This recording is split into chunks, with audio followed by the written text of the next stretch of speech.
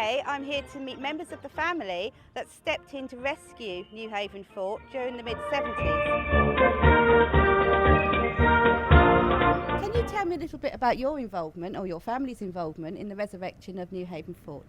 I was married to Charles Thorpe, worked 24/7 every day for 18 months they did, all the Thorpe brothers.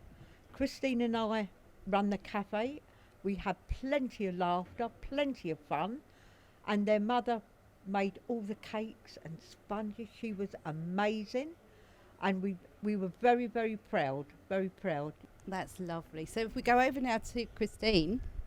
Well, Roy, Charlie, Les and Sid were brothers who were running their own building companies but came together to renovate the fort.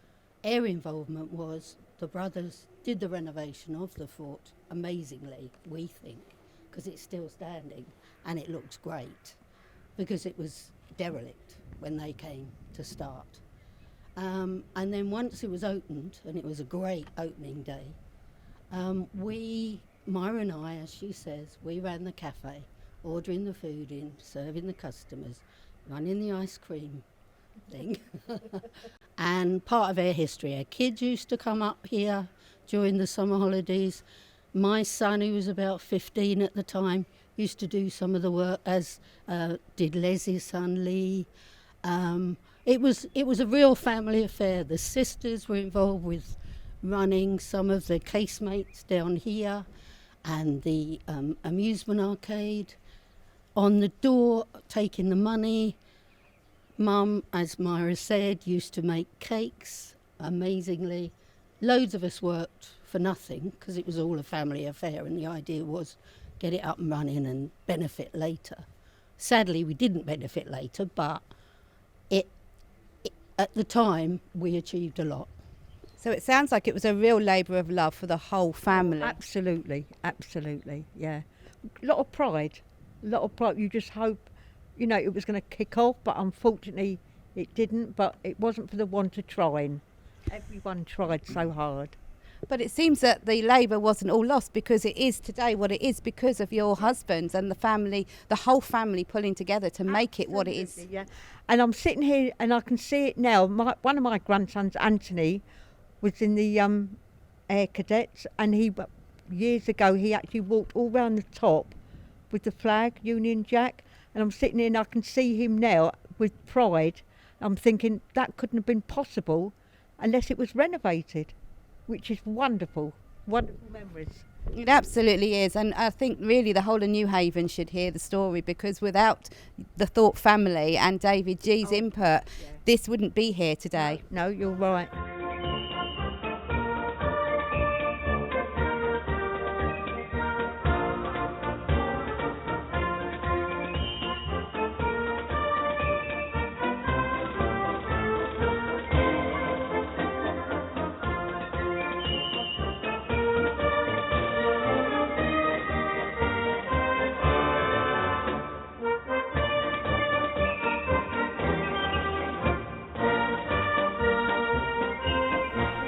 And now I'm joined by David G, who was instrumental into the fort's resurrection in the 1980s. So, David, can you tell me a little bit about what happened between 1962, when the military vacated Newhaven Fort, and to what it is today, and what your input was at around about mid-70s to 1980s, I understand?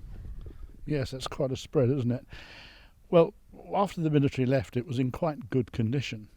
But it was just left derelict and uncared for. Everybody had been here taking ironwork. There wasn't a piece of glass left. In fact, there was no joinery at all. They'd taken all the doors. They'd tried their best to just level the place, it seems to me. What happened was the council decided that it was a danger, and they brought the Royal Engineers in to blow up the southwest Caponier. And all it did was crack the brickwork. So after that they decided that they'd bury it, because the fort's formed by hollowing out the centre of the cliff. And when we came down in the corner down there, the earth level was up to the windows. You've seen the photographs. all of the casemates, all of the wood had been taken from the floors. It was just completely derelict, and Les and I came over, but somehow or other, walking up the tunnel and just standing there, even in all the dereliction, the place was magic. We just saw it as a venue. We saw it as an important historic building that was on its last legs.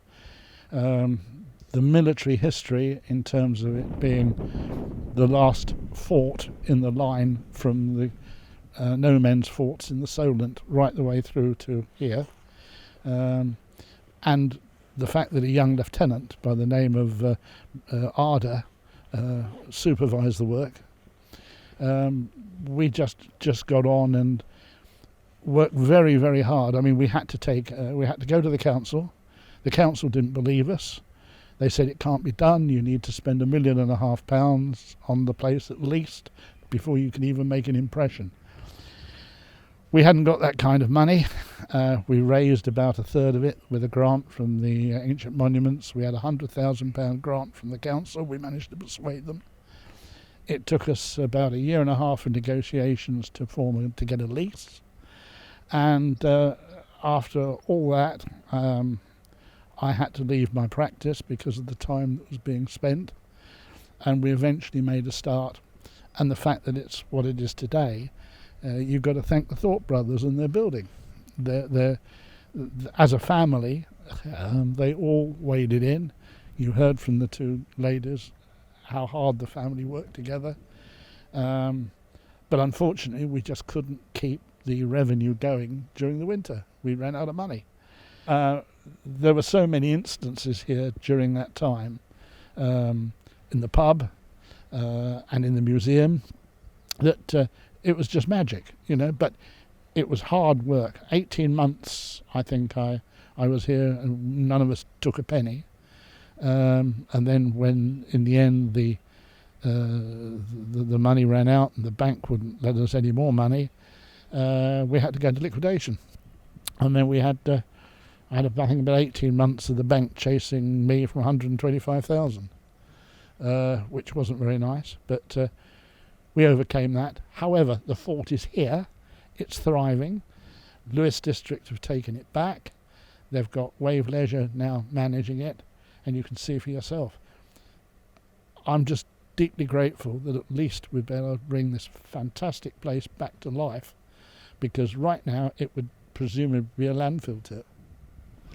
I understand, David, that from historical photographs that the fort really was in a state of disrepair, and that the ministry had tried to blow up the fort and bury it in tons and tons and tons of rubble. And without seeing those images, and we do have those images, you can't imagine the hard work that would have gone into clearing the fort. It's absolutely true. I mean, that's why you've got to take your hat off to the Thorpe brothers.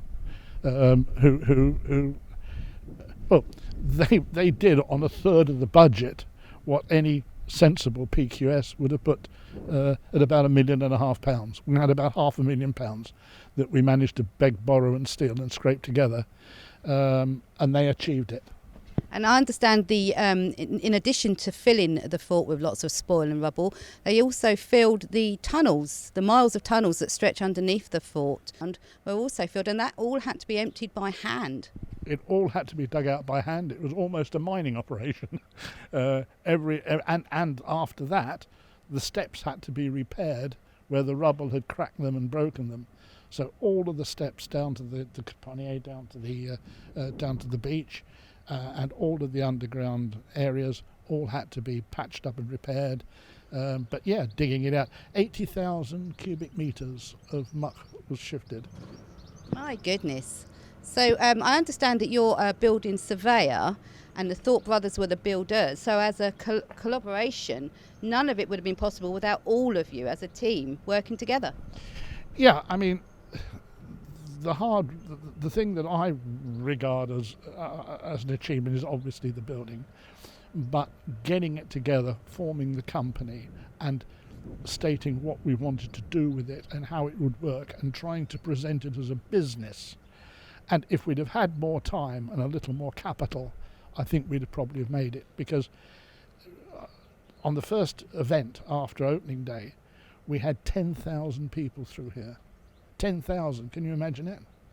The fort was heaving, absolutely heaving. All of the car parks, all the headland was full. And we had the attraction. And when you think about the population in Eastbourne, Seaford, Newhaven, Brighton, it's a very good location. I mean, just look around. Can you imagine Son Lumiere? Can you imagine having opera? Can you imagine all kinds of things? I mean, the setting here is magic. It's not being done now, but they were the visions that we had for it. And the setting really is a spectacular setting, high up on the cliff top, commanding views across Newhaven Town, Newhaven Harbour, Seaford Bay.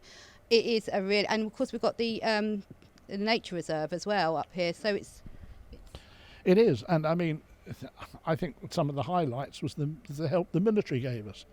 A lot of the digging out of the gun emplacements was done by the Royal Engineers, and we put them up here and fed them in the pub. And I mean, you know, those evenings were very lively, and I remember playing murder ball in one of the casemates with them, and I think it took me a week before I could walk again afterwards. it sounds like you had an absolute riot up here in those days. Well, it was an experience that you never forget. It was a unique experience, but of course the pain afterwards of the liquidation and what it did to us financially does tend to mitigate, but then you tend to forget the pain and the aggravation, and you come back again and you look and it's here now, and I think it's a stage where we could have a lot of activity and a lot more things happening. It's unique. I absolutely agree, and I, for one, as a Newhavener, I'm very grateful that you put all that hard work in, because this really does make Newhaven. It really does. It's a fantastic tourist attraction now, and it's all because of you and the Thorpe brothers. So thank you very much, David, for joining me today. We've really enjoyed listening to you. It's been my pleasure. Thank you for asking me. Wow, Newhaven has a lot to thank the Thorpe family for. And if you'd like to know more about Newhaven Fort, visit newhavenfort.org.uk.